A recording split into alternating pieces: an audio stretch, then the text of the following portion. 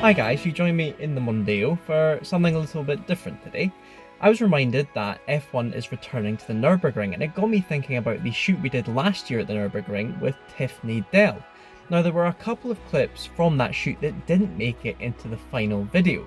There was two main clips. There was one where Tiff was reminiscing some more about his driving in the Porsche 962, what an experience that must have been. And then there was another one that was Tiff giving a fantastic description of the Nikki Lauda crash area. So I thought you guys would like to see that. So here's a couple of clips of Tiff talking about the magnificent history of the Nürburgring. So hammering down the hill up to 170 miles an hour before this Dunlop hairpin, and unfortunately this is bringing back more nightmares than happy memories, because in 1989 with the Porsche we had a big problem with overheating brakes. Right. So the fluid was boiling, and so coming down that hill I'd be pumping the pedal with my left foot to build some pressure up. And of course getting the power down on the way out with the boost coming in on the turbocharger, flying up the hill. Now the S-bend at the top there, which is now called the Michael Schumacher S, was a fantastic corner in Group C, because you just had to lift a little bit, you couldn't quite take it full throttle.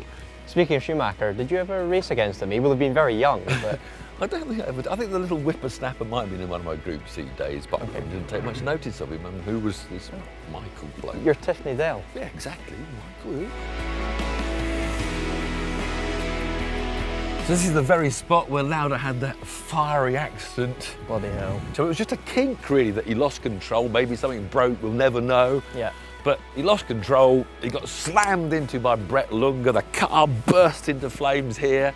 Luckily, three other drivers stopped when the accident came. Arturo Mazzario and Guy Edwards, the British guy, Harold Ertler. They pulled him out of the car and resuscitated him on the side. And it was just incredible scenes in this now very calm and peaceful piece of track. It's a proper bit of history, but pretty grim at the same time. I know, not the sort of history we want to talk about, but just a little kink at all those corners that are dangerous and daunting. This was never thought to be one of them.